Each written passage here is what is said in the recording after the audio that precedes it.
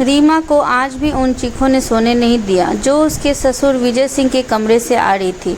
वह फिर से एकाएक उठकर बैठ गई। रीमा और रमेश की शादी को 1 साल हो चुके थे और उनकी शादी लव मैरिज थी, जिस वजह से इन दोनों ने काफ़ी टाइम तक एक दूसरे को जानने समझने के बाद ही शादी की।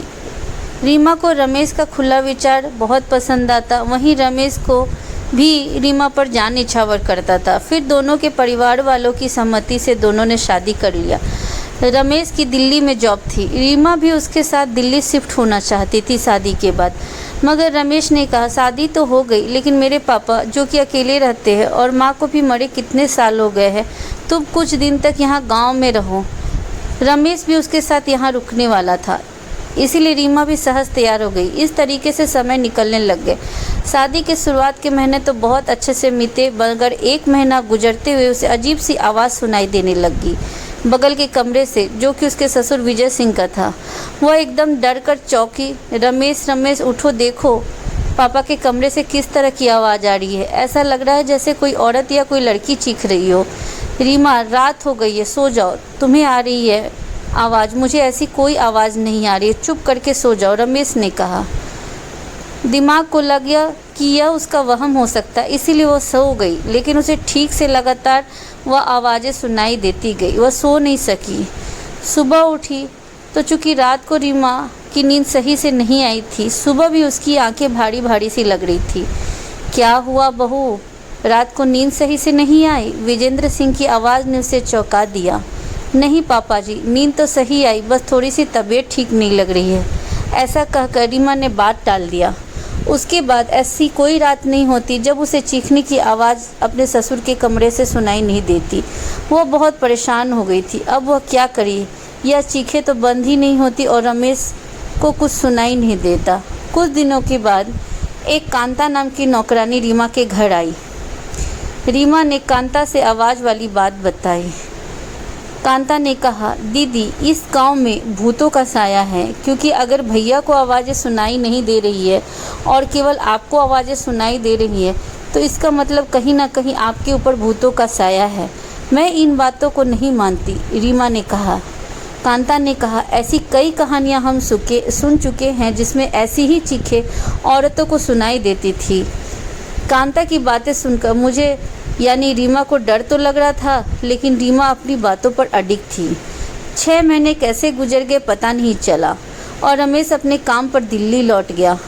अब वह घर पूरा खाली था। इस घर में केवल वह, उसके ससुर जी और कांता थी। कांता को रीमा ने अपने कमरे में आकर सोने को कहा। कांता भी सहज तैयार हो गई। फिर जब रात हुई, रात में फिर से सोने की कोशिश करने लगी, तभी फिर से ससुर जी के कमरे से चीखने की आवाज़ आने लगी। रीमा यह देखा, जब चीखने की आवाज़ आ रही थी तब कांता भी कहीं ना कहीं असहज महसूस कर रही थी। उसने यह भी गौर किया कि जब यह आवाज़ आती है तो कहीं ना कहीं कांता भी करवटें बदलने लग जाती है। कांता उठकर पानी पीने को गई, लेकिन वह काफ़ी असहज थी। और फिर सुबह हुई। सुबह मैंने कांता को कहा, क्या तुमने कल रात को चीखने की आवाज़ सुनी थी? नहीं भाभी, मुझे कोई चीखें नहीं सुनाई दी। फिर रीमा ने कहा, अगर तुमने कोई चीखें नहीं सुनी या सुनी है तो प्लीज़ मुझे बताओ, क्योंकि मुझे यह जानना बहुत ज़रूरी है। कांता ने कहा, नहीं भाभी, मुझे ऐसी कोई चीखें नहीं सुनाई दी। ऐसी ही कई रातें मैं यानी रीमा और कांता अपने कमरे में सोने लग गई। जब भी चीखें आती कांता नींद से जाग जाती और रीमा की तरह वह भी असहज महसूस करती, लेकिन वह रीमा के सामने अपने भावनाओं पर नियंत्रण रखकर सोने का नाटक करती। इस तरह से कई दिन बीत गए। रीमा रमेश से बात कर रही थी फ़ोन पे। रमेश, तुम मुझे कब लेने आ रहे हो? तुम मुझे ऐसे छोड़कर क्यों चले गए? शादी के पहले तो तुमने कई वादे किए थे कि हम दोनों साथ रहेंगे। रमेश ने कहा, तुम्हें इन चीखों से क्या लेना देना, तुम बस अपनी कुंडी लगाकर सो जाओ। 6 महीने बीतने में टाइम नहीं लगेंगे, जब तक मैं ये घर का बंदोबस्त भी कर लेता हूँ। रीमा ने कहा, ऐसी क्या बात हो गई, मुझे तुम बार बार मेरी बातों को नहीं मान रहे? रमेश ने कहा, तुम मेरी कुछ बातें मान क्यों नहीं लेती? रीमा ने उसके बाद फ़ोन कट कर दिया और अपने आप को सहज महसूस कराने लग गई, लेकिन ऐसा कुछ भी होने को नहीं था। वह चीखें हर रात आती।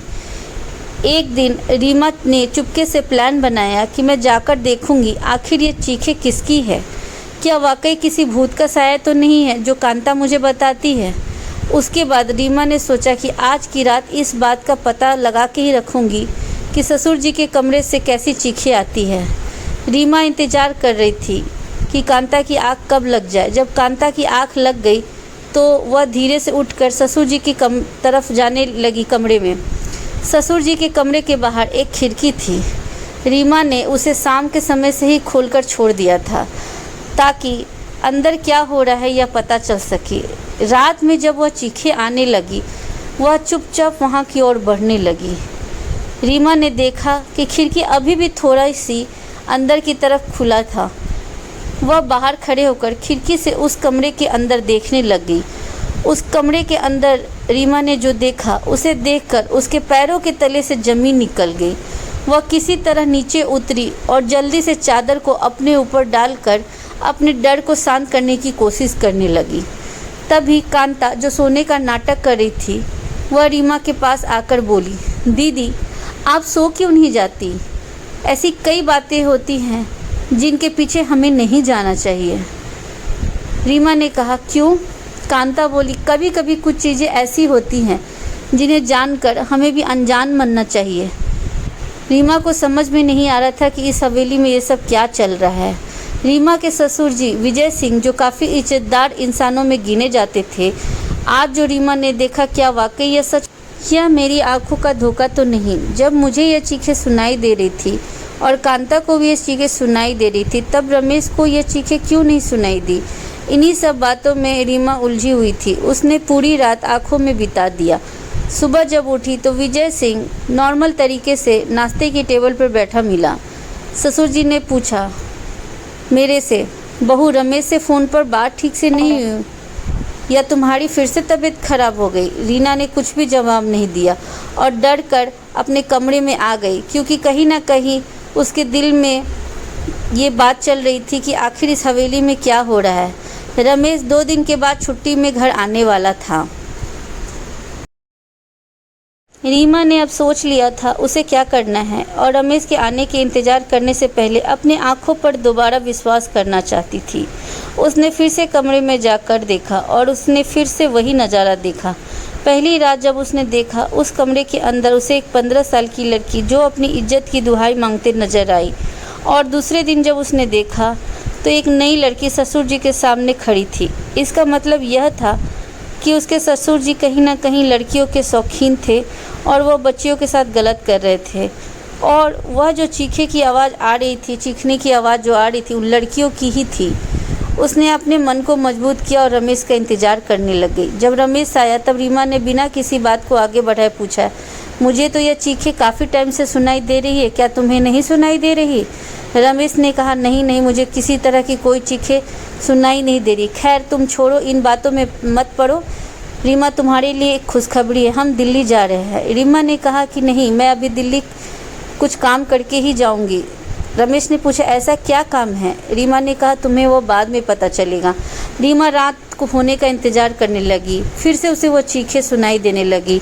अब वह चुप बैठने वाली नहीं थी। उसने रमेश का हाथ पकड़ा और सीधे ससुर जी के कमरे में जाने लग गई।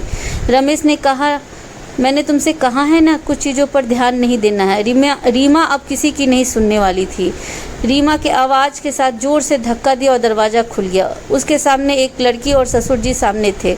रीमा ने उसको बोला कि तुम शांत रहो, मैं तुम्हारे साथ हूँ। उसके ससुर जी की ज़ोरदार आवाज़ में बोला, यहाँ पर तुम क्या कर रही हो? रीमा ने जवाब दिया, आपने हद पार कर दी है और आपकी इन चीखों का खेल अब मुझे समाप्त करना ही पड़ेगा, क्योंकि अब आपके कमरे से कोई चीखें नहीं आएगी। रमेश, तुम अपनी पत्नी को समझाते क्यों नहीं? विजय सिंह की ज़ोरदार आवाज़ थी।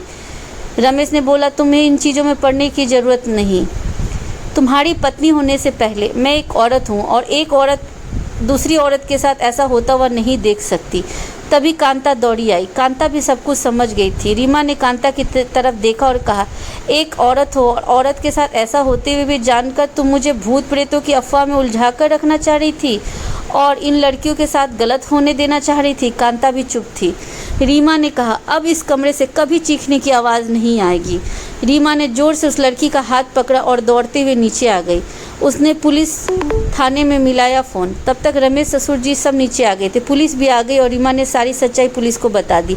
उसके बाद पुलिस उसके साथ ससुर जी को वहाँ से लेकर जाने लगी। तभी रीमा ने आवाज़ दिया, रुकिए इंस्पेक्टर, आप केवल एक मुलजिम को अपने साथ नहीं ले जा सकते, आपको 2 मुलजिमों को और लेकर जाना होगा। मेरा पति रमेश और यह नौकरानी कांता, जो सब कुछ जानकर भी चुप थे। इसलिए आप इन दोनों को भी अपने साथ लेकर जाइए, क्योंकि मेरे ससुर जी जितने गुनहगार हैं उतने यह दोनों ही उनके पाप में सम्मिलित है। ऐसा कहकर उसने पुलिस को अपने पति और कांता नौकरानी को ले जाने को कहा। पुलिस ने रमेश और कांता को भी अपने साथ लेकर गए। रीमा ने उस लड़की को कहा कि तुम कहाँ रहती हो, और उसे घर पर छोड़ा। रीमा को आज बहुत दिनों बाद सुकून भरी नींद आई थी। फ्रेंड, इस कहानी के जरिए यह पता चलता है कि दिन के उजाले में कुछ लोग इज्जतदार बनने का ढोंग करते हैं, वास्तव में वह रात के अंधेरे में किस तरह का कृत्य अपराध करते हैं, और कांता जैसी औरतें ही एक औरत की दुश्मन होती है।